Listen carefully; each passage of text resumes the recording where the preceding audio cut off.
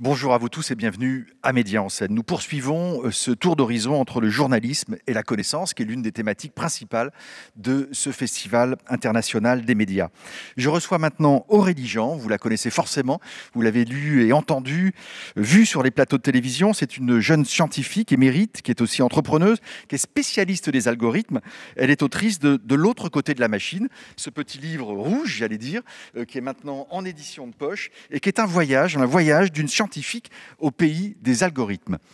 Aurélie Jean, soyez la bienvenue à Média en scène. Et j'ai le plaisir de vous accueillir. D'abord, ça me fait très plaisir. Et je crois aussi qu'il est important, parce que vous incarnez aussi une nouvelle génération de scientifiques, peut-être aussi un nouveau rapport au débat public. Et qu'en plus, vous avez une double culture, si j'ose dire, puisque vous avez été à la fois formé en France et aux États-Unis. Vous connaissez très bien les États-Unis. Vous avez travaillé avec des entreprises américaines, et où les cultures scientifiques et les cultures du débat public sont très différentes. Et je voudrais d'abord vous demander, justement, vous avez suivi ces mois de pandémie, vous avez vu les singularités, j'allais dire, un peu culturelles que nous avons d'un pays à l'autre, la France vis-à-vis des États-Unis. Qu'est-ce qui vous a surpris dans la façon dont les scientifiques sont intervenus dans le débat public entre ce que vous avez vu en France et ce que vous avez vu aux États-Unis ? Alors, déjà, il y a quand même... Merci beaucoup de m'avoir invité. Je suis vraiment ravie d'être à vos côtés, Vincent, vous le savez. Déjà, il y a une profonde différence, c'est que aux États-Unis, on avait un président qui n'écoutait pas les scientifiques, qui n'écoutait pas la science. Et je rappelle d'ailleurs que le président nouvellement élu, donc Joe Biden, a l'un des 3 principes pour combattre le Covid. Son premier principe, c'est listen to science, écouter la science. Et je pense que c'est très intéressant. On l'a fait en France. Notre président l'a fait, le gouvernement l'a fait. Après, on peut débattre de comment ça a été fait, de comment ça a été articulé, parfois avec maladresse, parfois avec incompréhension de la part de nos dirigeants politiques, de par leur manque de culture scientifique. En tout cas, ils ont écouté la science, qui n'a pas été fait, en tout cas, par notre ancien président américain. Alors, ce qui est aussi singulier dans cette crise, dans cette pandémie mondiale, c'est que presque tous les pays ont été frappés au même moment par un virus qu'on ne connaissait pas, qui est encore d'ailleurs à bien des égards assez mystérieux. Et chaque pays a réagi un peu à sa manière. Mais la singularité, c'est qu'on a vu quand même un peu partout, sur des plateaux, dans des studios de radio, dans des colonnes de journaux, des scientifiques, des médecins, des chercheurs. Ce n'est pas la même chose exactement. Mais en tout cas, jamais on n'avait eu le sentiment d'avoir autant fait de place à des gens venus d'un univers scientifique. Ça, c'est quand même quelque chose de singulier. C'est la question que je voulais vous poser, est-ce que vous avez l'impression que du côté des scientifiques et des médecins, des chercheurs, est-ce qu'ils étaient préparés à ça ? Est-ce qu'ils savent aujourd'hui intervenir dans le débat public ? Et comment vous avez jugé leurs interventions ? Alors, moi, je ne me permettrai pas de juger les interventions. En tout cas, la profonde différence que je vois, c'est qu'on écoute davantage les scientifiques au même titre, donc sur les plateaux télé, les plateaux radio, dans la presse écrite, etc. Maintenant, il y a la question de à qui il faut parler, qui il faut écouter, parce qu'on sait aussi qu'il y a des choses qui ont été dites par des gens qui ont pourtant des diplômes de médecine, qui sont médecins pratiquants encore, et qui ont été dire des choses sur les masques, sur le virus, qui n'étaient pas vraies, parce qu'il y a aussi, faut bien comprendre que, comme vous l'avez très bien dit, c'est un sujet compliqué, parce que c'est un sujet où on ne sait pas tout. Donc tout ne fait pas consensus. Et à partir du moment où tout ne fait pas consensus, il faut savoir distinguer le débat du mensonge, de l'ignorance, du questionnement, etc. Donc c'est un sujet qui est très difficile. Maintenant, c'est vrai que la différence que je verrai entre les États-Unis et la France, c'est vrai que en France, en fait, et c'est en train de changer, c'est qu'il faut revaloriser la contribution grand public des scientifiques, quels qu'ils soient, scientifiques, médecins, les contributions grand public, donc pour démocratiser leur discipline auprès du grand public. Et je dis ça d'autant plus que je crois savoir que dans la loi pour la recherche, la dernière loi qui a été votée, donc il y a un petit texte justement concernant ça, parce qu'il faut absolument que ce soit valorisé chez les scientifiques, que ce soit dans l'entreprise, dans l'industrie, entreprise privée, que dans les institutions publiques telles qu'une université ou un laboratoire de recherche. Donc il faut absolument que écouter les scientifiques au moment de la crise, c'est déjà trop tard. Il faut les écouter avant. Et pour les écouter avant, il faut d'une part que les scientifiques, qu'on soit dans le privé ou dans le public encore, aient la démarche d'aller démocratiser leur discipline, que le système qui les accueille, qui les fait grandir professionnellement, valorise cela et non pas les punit pour prendre du temps pour démocratiser leur discipline, et que en face, ils aient des journalistes et un corps éditorial qui comprennent leur langage, ou en tout cas qui savent leur poser les bonnes questions, qui savent distinguer en fait le consensus du débat, d'une critique infondée, d'un certain mensonge, etc., etc. Donc il y a aussi une culture scientifique à développer chez les journalistes. Est-ce que je peux vous demander si dans votre parcours personnel, Aurélie Jean, si justement vous avez été à un moment donné sensibilisé par vos professeurs à cette question du débat démocratique et de la nécessité de mettre le scientifique au cœur de la cité? Bah écoutez, oui, et c'est vrai que... En France? Alors, aux États-Unis, mais j'ai très peu, en fait, j'ai fait que ma thèse en France, donc c'est vrai que j'ai plutôt eu une carrière américaine, et encore aujourd'hui, je suis entre les deux. En fait... si vous voulez, je me souviens aux États-Unis, j'ai appris déjà à écrire là-bas. J'ai appris à raconter une histoire pour expliquer ce que je faisais. Parce qu'en fait, un scientifique, il doit expliquer au grand public, mais il doit expliquer aussi aux agences de financement de façon à avoir de l'argent pour sa recherche, et qu'il est souvent évalué par quelqu'un. Ça, c'est très important. C'est un exercice, du coup, de narration, en fait. Voilà, c'est le storytelling, l'art de la narration, qui n'est pas toujours bien vu en France à tort, parce que savoir parler, savoir raconter une histoire autour de ce qu'on fait, ça permet d'avoir de l'argent par les agences de financement qui ne comprennent pas forcément en détail votre discipline. Ça permet de déclencher des vocations chez les étudiants et ça permet que les gens comprennent ce qu'on fait. Et c'est vrai qu'aux États-Unis, moi je me souviens très bien quand j'étais donc chercheuse au MIT, j'écrivais dans des blogs de sciences. Et le MIT s'en est rendu compte et je me suis dit, je vais me faire disputer parce que j'ai pas le droit de faire ça. Et en fait, ils m'ont encouragée. Et c'était pareil à Bloomberg. À Bloomberg, en fait, à New York où j'ai travaillé, en fait, dans mon évaluation annuelle, il mettait Aurélie prend aussi du temps à côté pour écrire dans des blogs, dans des journaux, sur les sciences. Donc c'est mis à votre crédit, voilà. C'est valorisé. Et moi, je veux que ce soit comme ça. C'est encouragé. Voilà. Et ça, je pense que c'est extrêmement important. Il y a plusieurs piliers dans la démocratisation des sciences. Il y a l'art de la narration. Et je sais, par exemple, vous avez eu Étienne Klein, je crois, aujourd'hui.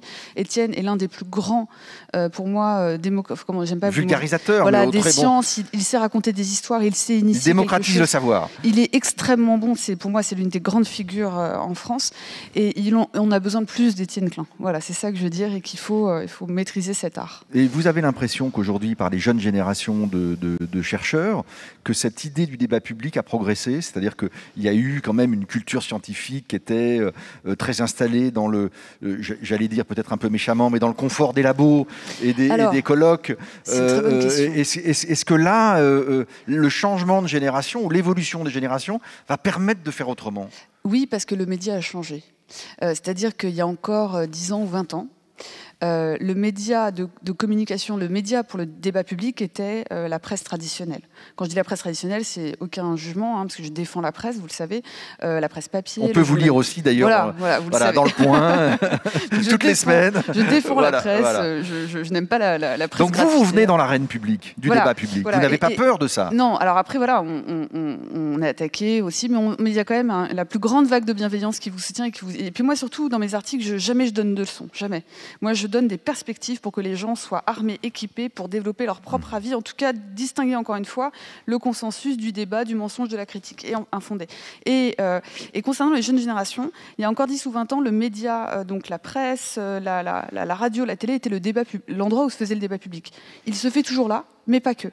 Il se fait aussi dans les médias, ce que j'appelle les médias alternatifs, donc Twitter, Facebook, Google, enfin tous ces trucs-là, Instagram, et en fait, et que j'utilise moi-même aussi.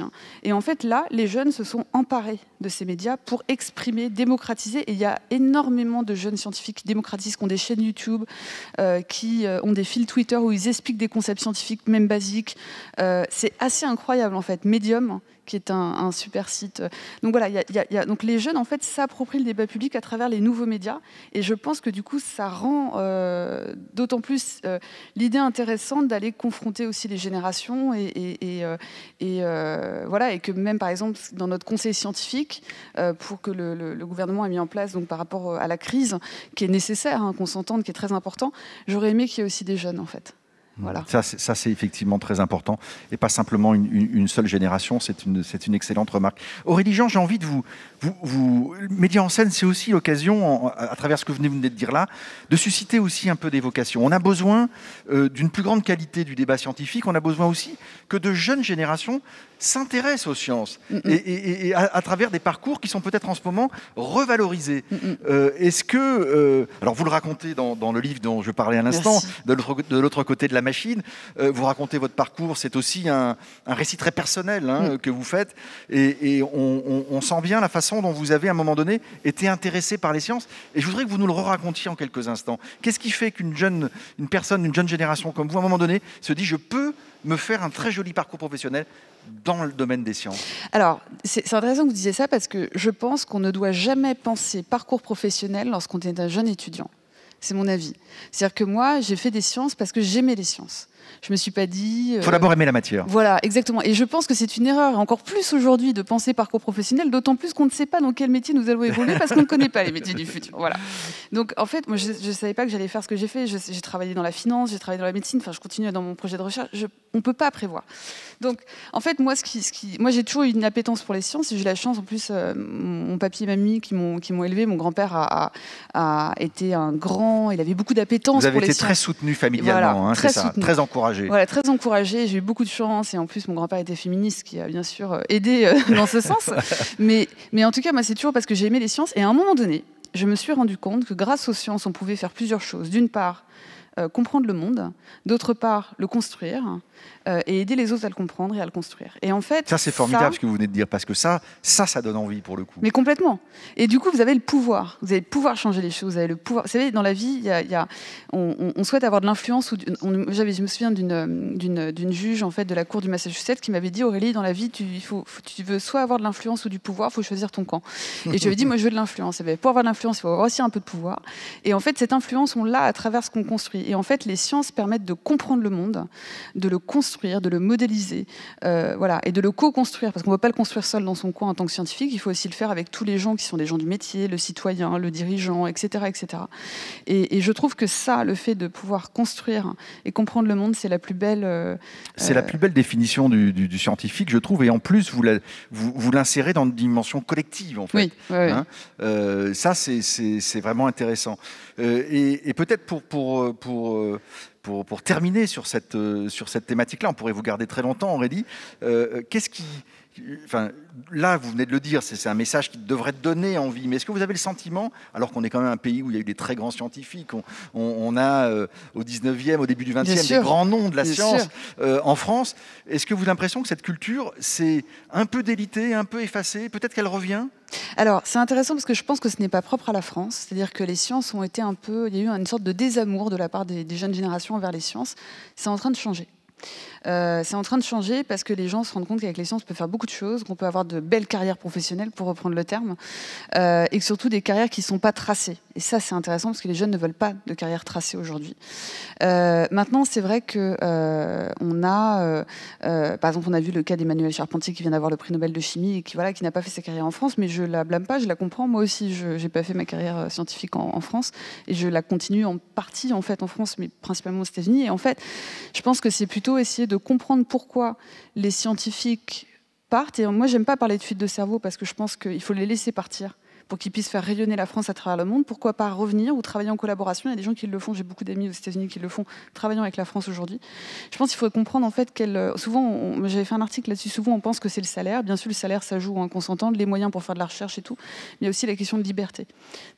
Quelles sont les libertés qu'on nous donne pour faire notre recherche en France, pour monter notre propre équipe, même à 30 ans, pour prendre ses propres thésards, travailler sur ses propres thématiques de recherche, candidater seul sur un fonds de recherche, etc. etc. Ces notions de liberté qui, je pense, sont rarement mentionnées et qui on peut comprendre ça que si on a travaillé dans d'autres pays où le niveau de liberté est très élevé. Ouais, voilà. Ça, c'est cette question de liberté très importante. Et on peut ajouter peut-être, en concluant, que les grands défis de notre époque, vous êtes spécialiste des algorithmes, le numérique est un terrain d'aventure extraordinaire. On est peut-être au début de la préhistoire, simplement, du numérique. Et puis, les grands défis auxquels nous sommes confrontés, je pense au réchauffement climatique, par exemple, ont bien évidemment une dimension scientifique. Donc, il y a une nécessité peut-être encore plus forte de culture scientifique et de jeunes générations qui se lancent dans les sciences. Absolument, aussi pour que nos dirigeants prennent les bonnes décisions, des décisions éclairées, que les gens comprennent que le changement climatique pourra être résolu grâce à la science. Il faut l'accepter, il faut y croire, et voilà, et développer une confiance chez les sciences, dans les sciences et chez les scientifiques. C'est important. Merci Aurélie Jean. Je crois qu'il faut aussi dans ces univers-là des rôles modèles. Je pense que vous l'incarnez fort bien, et donc je ne peux que conseiller de l'autre côté de la machine, voyage d'une scientifique au pays des algorithmes. Merci d'avoir été la porte-parole aussi forte de la nécessité de la science aujourd'hui dans notre société. Merci Aurélie.